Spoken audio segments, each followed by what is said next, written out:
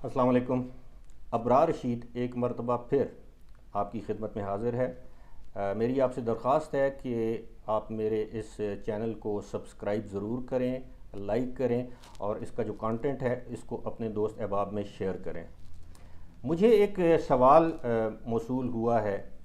एक साहब हैं लाहौर से जिनका ताल्लुक़ है और वो बताते हैं कि वो बेसिकली हज़ारा से हैं। नाम उनका है आतिफ़ ख़ान जुदून। उन्होंने मुझसे पूछा है कि वो दुनिया के कौन से ऐसे ममालिक हैं जहाँ पर पाकिस्तानी जो हैं हजरात जो हैं वो वीज़े के बग़ैर जा सकते हैं। अब मेरा तो खैर ज़ाहिर है एक ऐसा सवाल है जिसका जवाब मालूमाती होगा। ये सारी इन्फॉर्मेशन आजकल इंटरनेट पर अवेलेबल है, आप गूगल करें तो आपको पता चल जाता है। लेकिन चूँकि बहुत से लोग ऐसे हैं जो इतने हाई टेक नहीं है, वो गूगल को ज़्यादातर इस्तेमाल नहीं करते या करना नहीं जानते इस्तेमाल उसका, तो मैं मुख्तसरन ये बताऊंगा कि दुनिया में बहुत कम मुल्क ऐसे हैं जहां पाकिस्तानी वीज़े के बग़ैर जा सकते हैं, यानी पाकिस्तानी पासपोर्ट होल्डर। और उनमें कुछ ममालिक ऐसे हैं जिनका शायद आपने नाम भी नहीं सुना होगा, जैसे कि डोमिनिका है, हेटी है, और सेंट विंसेंट है, ट्रिनिडाड एंड टोबैगो जो कि वेस्ट इंडीज़ का एक मुल्क ही कह लें। इस तरह बेशुमार लाइक जिस तरह अफ्रीकन ममालिक ऐसे हैं जहाँ पर आप ये समझ सकते हैं कि आप बग़ैर वीज़ा के जा सकते हैं, लेकिन उसके लिए पाकिस्तानी वैलिड पासपोर्ट होना ज़रूरी है। कुछ ममालिक ऐसे हैं जो पाकिस्तानियों को वीज़ा ऑन अराइवल, यानी आप उनके एयरपोर्ट पे पहुँचे तो वो अराइवल पे एक ख़ास डॉलर्स में एक फ़ीस चार्ज करके आपको वीज़ा दे सकते हैं। किसी मुल्क के जो वीज़े की या वहाँ स्टे की जो दौरानिया है वो 30 दिन है, किसी का 14 दिन है, किसी का 60 दिन है, किसी का 90 दिन है। ये डिपेंड करता है कि आप किस मुल्क में जा रहे हैं। और इन ममालिक में कम्बोडिया है, बेनीन है, ये अफ्रीकन ममालिक है। कम्बोडिया तो खैर अफ्रीका में नहीं है। इस तरह कोमोरोस है, गिनी बिसाओ है, केनिया है, मालदीव एक जो हमारे साउथ एशिया में ही एक मुल्क है। इस तरह रुवांडा है, और मतलब टोगो है, तंजानिया है, सोमालिया है, समोआ है। ये मुल्क हैं जहाँ पे आपको वीज़ा ऑन अराइवल मिल सकता है। इससे पहले बहुत से ममालिक ऐसे थे जहाँ पर अराइवल पे वीज़ा पाकिस्तानियों को मिल सकता था, लेकिन अब इन ममालिक ने ई वीज़ा शुरू कर दिया है कि आप जाने से पहले ऑनलाइन यानी अप्लाई करें।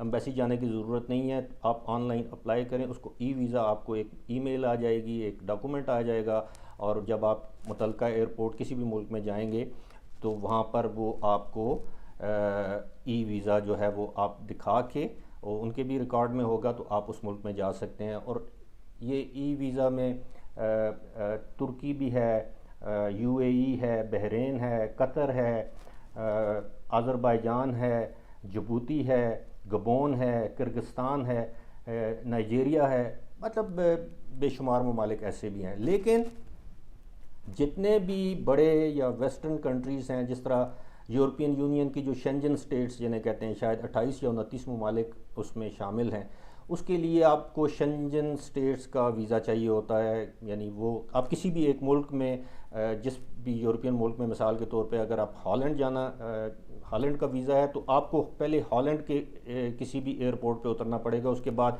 आप यूरोपीय यूनियन के वो ममालिक जो शेंजन कहलाते हैं, आप वहाँ पर जा सकते हैं। मिसाल के तौर पे अगर आप हॉलैंड में उतरे हैं तो आप बेल्जियम जा सकते हैं, आप फ्रांस जा सकते हैं बग़ैर किसी वीज़ा के, आप जर्मनी जा सकते हैं, इटली जा सकते हैं, आप पुर्तगाल जा सकते हैं, और ऑस्ट्रिया जा सकते हैं।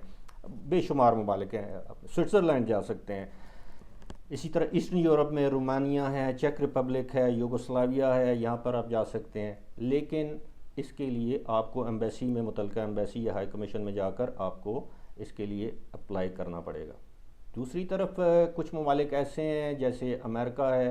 अब अमेरिका में या यूके है, कनाडा है। अब कनाडा ने भी ऑनलाइन सर्विस शुरू कर दिया। आप अप्लाई तो ऑनलाइन कर सकते हैं और वो फिर एक दिन आपको इंटरव्यू के लिए बुलाते हैं। इसी तरह यूके या बरतानिया का वीज़ा है, वो भी ऑनलाइन है, वहाँ पे भी आप अप्लाई कर सकते हैं ऑनलाइन, और वो एक दिन इंटरव्यू का रखेंगे, वो आपको बुला लेंगे। और बाज़ केसेस में ऐसा भी होता है कि वो आपको नहीं बुलाते, आप उनको पासपोर्ट पहले भेज देते हैं तो वो पासपोर्ट पर वीज़ा लगा के आपको भिजवा भी सकते हैं, लेकिन ये सारे कोरियर सर्विस के ज़रिए है। इसी तरह अमेरिका का वीज़ा है, और अमेरिका का वीज़ा जो है वो ज़ाहिर है आपको पहले अप्लाई करना पड़ता है थ्रू कोरियर सर्विस। एक कोरियर सर्विस है, उसके ज़रिए फ़ीस जमा करवानी पड़ती है, वहाँ पर आपको डॉक्यूमेंट्स देने पड़ते हैं, फिर उसके बाद आपको इंटरव्यू के लिए बुलाते हैं। अगर उनको कुछ और डॉक्यूमेंट्स चाहिए तो वो भी आपसे मांग सकते हैं। जो बात आतिफ़ खान जुदूम साहब ने मुझसे पूछी है वो ये कि जितने भी ममालिक हैं बग़ैर वीज़ा के जहाँ पाकिस्तानी जा सकते हैं, आप अगर उन ममालिक में भी जाएंगे तो आप ये जहन में रखिएगा कि आपके पास मुनासिब फ़ंड्स होने चाहिए, मुनासिब रकम होनी चाहिए डॉलर्स की सूरत में, कि आप उनको कायल कर सकें कि आप इतने दिन यहाँ पर क़याम करेंगे, और क़याम के लिए आपके पास काफ़ी ज़्यादा जो मुनासिब जो आपको फ़ंड्स की ज़रूरत है वो मौजूद हैं। साथ ही साथ आप ये भी जहन में रखें कि जब भी आप किसी मुल्क में जाएं तो वहाँ के जो होता है कि हेल्थ इंश्योरेंस के हवाले से वो ज़रूर चेक करके जाएं कि आपको हेल्थ इंश्योरेंस की ज़रूरत है। खुदा न खास्ता अगर आप बीमार पड़ जाएं तो ताकि आपके पास इतने पैसे हों कि या तो आप अपना इलाज खुद करवा सकें, अगर नहीं तो वहाँ जो हेल्थ इंश्योरेंस आपने ख़रीदी है उसमें आपको आपका इलाज जो है वो कवर हो सके। और सबसे अहम बात यह है कि आपका पासपोर्ट कम अज़ कम उस मुल्क में लैंड करने से पहले या उस दिन से 6 महीने उसकी मुद्दत रहती हो। ऐसा ना हो कि उस पर 4 महीने रहती हो उस पासपोर्ट के एक्सपायर होने में और आप उस मुल्क में चले जाएं तो यकीनी तौर पर आपको डिपोर्ट कर दिया जाएगा। ट्रैवल के हवाले से जिन जिन ममालिक में गया हूँ मैं अपने एक्सपीरियंसेस आपसे ज़रूर शेयर करूँगा, लेकिन जब आप सवाल पूछेंगे। इसी के साथ मुझे दीजिए इजाज़त। खुदा हाफिज़।